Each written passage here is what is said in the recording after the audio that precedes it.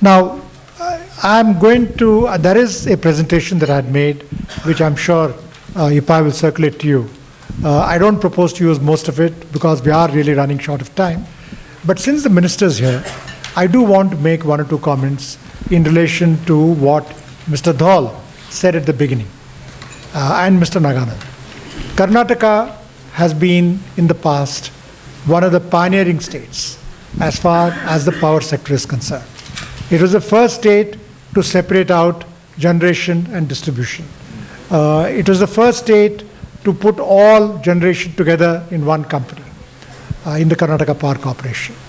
Unfortunately, in the last decade or more, this whole thing has been allowed to slide. And one of the reasons for this, I think, has been that in the whole country, every state government has had to resort to populistic measures to woo electorates. And in the process, they seem to have forgotten that power is an extraordinarily expensive investment. It costs 6 crores or more per megawatt, apart from transmission, distribution, and everything else. It's a hugely expensive business. And in that expensive business, one of the most expensive set of consumers to supply power to are the small consumers. So in that context, I think what we have done in Karnataka in giving free power supply to consumers, to take away all the metering and allow power to go to these consumers without really even knowing how much power is going there, so that you have the opportunity for intelligent people in the operating sector to use the so-called free power for farmers and steal it and give it to other consumers for a price. So what is shown as agricultural consumption in Karnataka does not really represent the reality of agricultural consumption. It's highly exaggerated and it's been going up. One of the interesting facts that I found the other day was that the rate of growth of agricultural production in India, in Karnataka, has been a fraction of the rate of growth of so-called power consumption by farmers. Having said that, I think we need to think, Karnataka Power Corporation, as I said, was an extremely efficient corporation. Today, it's not able to invest in renovation, modernization. It is not able to invest in new capacity because the company itself is owed over 9 crores, the last time I checked, by the distribution companies, by the state-owned distribution companies. Now, we are allowing what is an important key sector for the economy to really go down the drain, and it's a point that we need to make. I don't think that there is too much of a solution possible because there is competitive politics. If one party is giving free power to farmers, other parties have really no choice, it looks like. One of the big problems I've always felt in the power sector has been that unfortunately, when the Constitution was drafted, power was put in the concurrent list in the Constitution. It's too late to do anything about it. I don't think any central government is going to have the numbers to be able to change that. But this concurrent subject and the fact that the state government is directly dealing with consumers, unlike the center, which is far away from the consumer, makes for populism, makes for all kinds of problems, which we are now seeing. I really don't know what is the solution. Is the New Power Act the solution? I think that is something that we will be talking about much of the day. I will just touch on some issues that I think we need to deal with, and I will not go into the Act itself because I think Mr. Naganan and Mr. Dhol have gone through it in detail. As I said, there are accumulated losses and there are bank loans. Banks in India, nationalized banks, are in serious trouble because of the power sector. And so long as the state governments are guaranteeing these are apparently viable discoms, but on any commercial calculation, they're not viable. They should have been shut down a long time ago. In this context, I also want to mention what Mr. Dhol talked about, regulatory assets. We have this very unfortunate situation where regulators in the state look at the expenses submitted by the DISCOM, private or public, state-owned, allow certain expenses, And those expenses are then not allowed in increase in tariffs. They're held back as regulatory assets. The classic case, of course, being Delhi, where you got privatization, and these two private companies, Tata's and Reliance, are now owed, as Mr. Dole mentioned, anything between 27 and 30,000 crores. And we now have a brilliant political genius in Delhi who is saying that this money he is going to return to the consumer, as if this money belonged to him or to his grandfather. This is the money that belonged to the company, which has been allowed as expense by the regulator, and now they're talking about stealing that money and giving it away. What are these companies supposed to do? How are they going to get on? And I have a fear that in Delhi, we are going to see a major problem as far as the power sector is concerned, because these private companies won't be able to run without the cash that's now being held back. 27,000 crores is a lot of money. I did want to mention these points because I think these are all lessons that we need to think of for the future. The other problem, of course, is the regulator himself. Fortunately, Karnataka for the last 5 years has had a very balanced regulator. But even he has serious problems in bringing discipline into the sector. The other problem issue which has to be dealt with is the question of fuels, availability of fuels, price of fuels, quality of coal, and so on. And it seems to me that this should have been brought in under the whole regulatory framework of power. So power, coal, gas should have been within the same regulator, so that the control on fuel prices and so on, so long as power prices are capped, might be possible.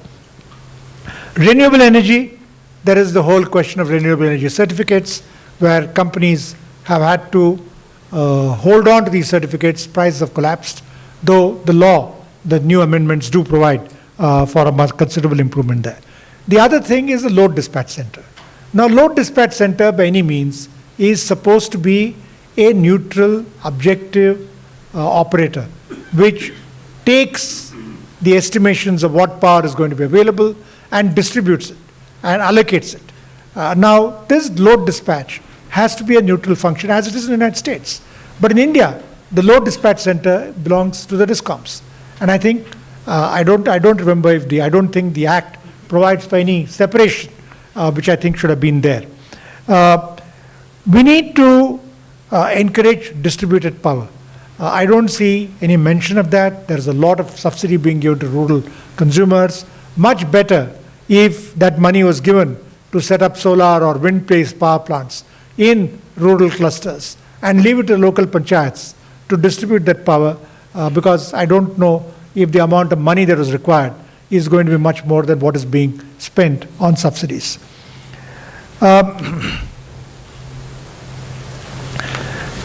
The penal powers of the regulator are important. The Act does provide for that, so I won't go into that. Some other issues that are not considered for the last many years. One is the question of tariffs. Why do we need cost-plus tariffs? Why do we need a regulator to get an annual revenue requirement and then decide how much the tariff should be? Why don't we just leave it to the market? The reason, of course, is that we do not have surplus power. We need to encourage generation, and that generation is not going to be encouraged if they don't get paid, if they don't get a reasonable return on their investment, which means that we need to look at the end price for the consumer. If government wants to subsidize groups, government should do it directly from its own budget, taking away money from health, education, road construction, and so on.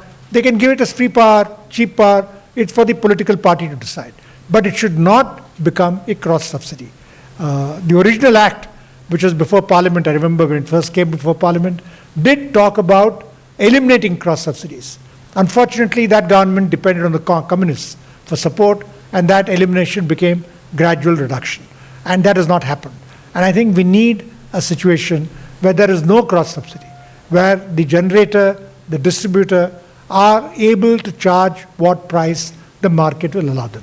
And I think that's the important thing. The regulator should actually enforce market competition. But I think that is not in the Act at all. Capacity storage and transmission. South India is the biggest consumer in terms of power purchase, and yet there are serious bottlenecks in getting power into South India and into Karnataka. And I think I don't understand why it has taken so many years for that bottleneck to have been corrected. There is the question of open access, which Mr. Dhaul has mentioned. Here again, if you look at what happened to Bombay, where choice was given by the regulator forgot that there was a cross-subsidy surcharge. As a result, one of the private companies in Bombay had lakhs of consumers who were being supplied power below cost because they were going to make it up from the higher tariffs they could charge to big customers like the Airport Authority. The Airport Authority was taken away by a competitor, and this company was left holding the cross-subsidy that they had to pay for. And it was not possible. That subsidy was not possible. So ultimately, the regulator had to come back and introduce a cross-subsidy surcharge. So if a consumer moves from one supplier to another, that cross-subsidy surcharge has to be paid by that other supplier. Now, this is why I think this whole cross-subsidy idea is an unfortunate idea. It's bad economics. It should not have been there at all. Again, in open access, there is this question of standby charges. If I go off to another supplier, I need some guarantee that the local supplier will be able to supply me.